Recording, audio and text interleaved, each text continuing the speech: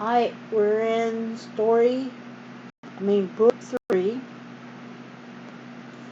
and now we're at part 3, story 8, strongest man that ever lived. And it's not Hercules. Samson. Samson became the strongest man that ever lived. Thanks to his loving care his parents gave him, he grew to be so big and powerful that nobody could stand before him. Once when but a youth, he tore a young lion apart with his bare hands. But though he was strong in his body, he was also selfish and headstrong, and a great problem to his father and his mother. As he was growing up, he fell in love with a Philistine maiden and wanted to marry her right away. Naturally, his parents tried to persuade him not to do such a thing. "Can't you find a wife among your own people?" they asked him, kindly but earnestly. "Why take from among our enemies?" But Samson wouldn't listen to them. "Get thee for me," he said, "for she pleases me well." So he married her, and what a lot of trouble and sorrow it brought them all.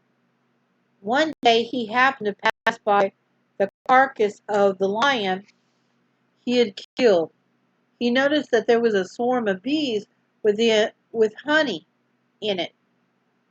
This gave him an idea for a bit of fun at his wedding feast. There were 30 young men there as guests, and he asked a meaning of this riddle. Out of the eater comes forth meat, out of the strong comes forth sweetness, or something sweet.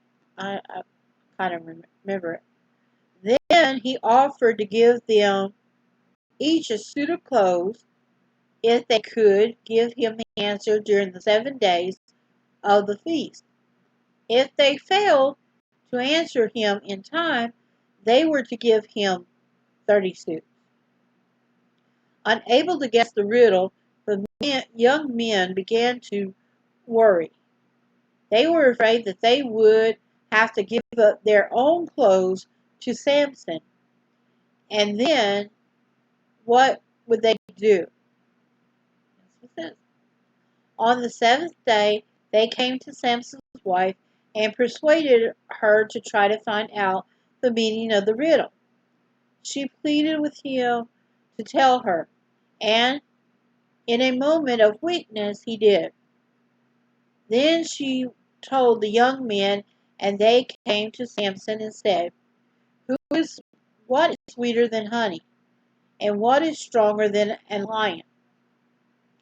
Samson was so angry with his wife had told the secret that he went and killed 30 Philistines and brought their clothes and gave them to the 30 young men. Then, after being with his wife only 7 days, he left her in a huff and went back to his old house. When he had cooled down a bit and decided to go back, and of course, as an illustration of Samson with the lion, there he is, killing the lion. And so, when he had cooled down a bit and decided to go back to his wife, he found that she had married somebody else, thinking that he didn't love her anymore. And at this, he was furious. So he took revenge He caught 300 foxes, tied them together in pairs, tail to tail, with a fire band in between. Then let the okay, with a fire band in between. In other words, he put a fire in their tails. Then he let the maddened animals loose in the cornfield and vineyards of the Philistines. You can imagine what happened. Those foxes must have set fire to hundreds of acres, leaving only blackened fields behind them. Now it was now it was the Philistines' turn to get angry.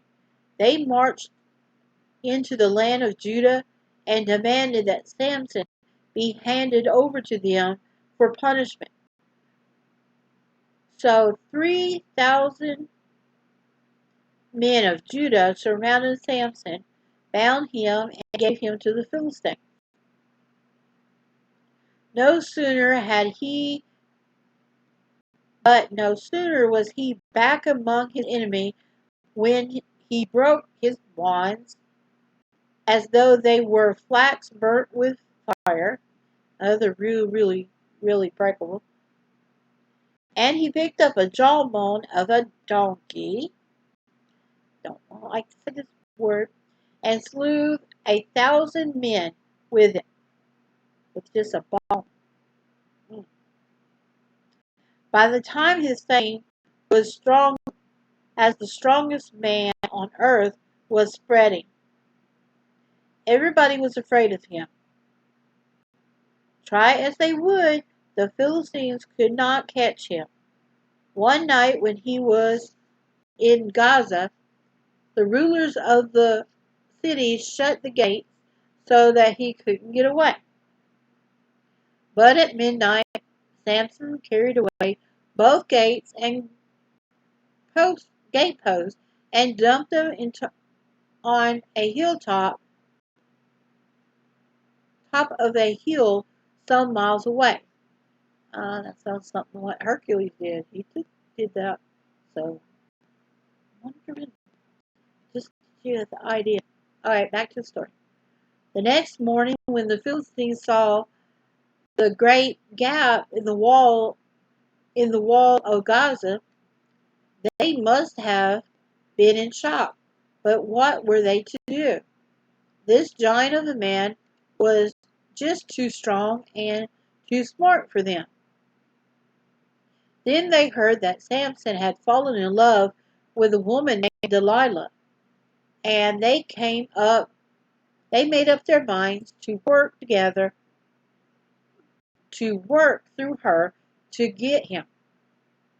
Find his secret and his strength, they begged her, and in her sly way she tried to do so. But it wasn't easy. 3 times he deceived her. Once he told her that if he bound him with 7 fresh bowstrings, he would be helpless. But when she had tried him up, he snapped them in a moment. Another time, he said that she should bound him with new ropes, and he would be as weak as another man. But when she had gone to do all the trouble of finding new ropes and tying him up with them, he broke them as if they were thread, if they had been thread. The third time he told her for fun that if she were to weave his hair in with a cloth, okay, that if she were to weave his hair in with a cloth, she might was into the cloth that she was making, he would never be able to set free. So that night, while he was asleep, she did the very thing. But in the morning he walked off with all the weaving machinery hanging from his head, and laughed at her. Day after day she asked him to tell her his secret, pouting and refused, fussing and teasing until his soul was vexed unto death. In other words, she was bugging him. And it has an illustration here of, carrying off the doorpost, the gates. Okay, so let's get back to the story, because it's going to be a long one. In other words, she kept it until he felt he couldn't stand it no longer. Then he told her the secret of his strength. He said, lay in the fact that he is a Nazarite, a man dedicated to God, the sign of which was his long, beautiful hair done up in 7 long locks. If these 7 locks should ever be cut off, he said, he would become weak as another man. Feeling sure that he told her the truth at last, Delilah planned to cut off his hair that very night, and invited the lords of the Philistines to come up and see the result. After Samson had fallen asleep, she had a man shave his head. The 7 golden locks, symbol of his devotion to God, fell to the floor, and his strength went with them. The Philistines are upon these, Samson, she cried, but he couldn't do a thing about it. He tried to pull up to fight, but the Lord had departed from him. Now he was made a prisoner. The Philistines put out his eyes, bound him with feathers of brass, and set him to work in a treadmill. In other words, they put chains on him. Very heavy chains, because brass is heavy. Poor Samson. What miserable failure he had made of everything. It was hard to think that think that blind, fettered man on the treadmill was once that little boy his parents had loved so dearly, and of whom God was expected so much. How old Manoah and his wife must have wept. How old Manoah and his wife must have wept over him, and wished somehow they might have stopped him from going with those heathen girls. But it was too late now. As the treadmill went round and around and around, Samson had time to think of all his mistakes and the life he might have lived. In shame and sorrow, he turned back to God and pleaded for one more chance. As weeks after weeks and months after months went by, he noticed that his hair was growing again, and in every inch it grew seemed to bring him closer to God. Gradually he felt his old strength coming back. When one day, as he was let out of the treadmill, he heard people talking about a great feast to Dagon, god of the Philistines. Someone told him that he was to be released so he could make sport for the merrymakers. Then he guessed where he was being taken. He had been to the palace before. He remembered that there were two great pillars in the center supporting the roof. The idea came to him. He asked the lad who was leading him by the hand to show him where the pillars were so that he might lean upon them. Once there, he put his arm on each pillar and cried for the depths of his soul, "Oh God, remember me, and then stops for a second, and then we got an illustration of him shaving his hair, and then him walking the mill. Oh Lord God, remember me. What? I pray thee, and strengthen me. I pray thee only this once, O God, and O God, that I may at once be avenged of the Philistines for my two eyes." Resting for a moment between the two pillars,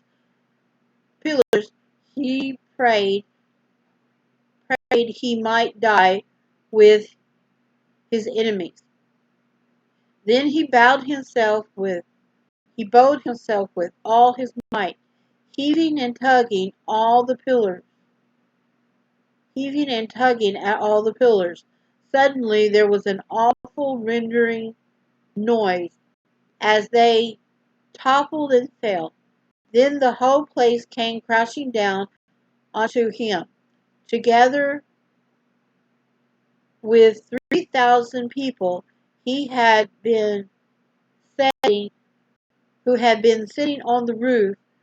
So the dead which he slew at his death were more than he had slew in his lifetime.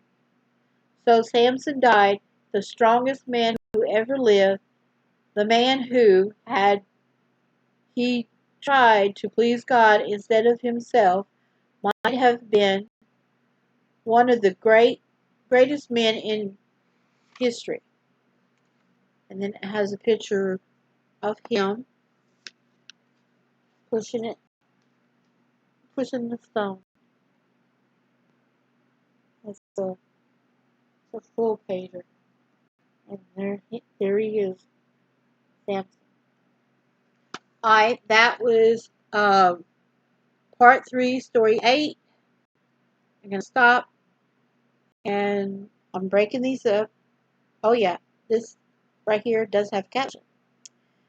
It's by Craig Collins, and the caption says, "God answers Samson's prayer, and he gave him the strength to destroy the temple of the fish god Dagon, and 3,000 Philistines who had mocked him and oppressed the people of Israel." So that's it. I am going to stop and going to wait to the next one. Okay?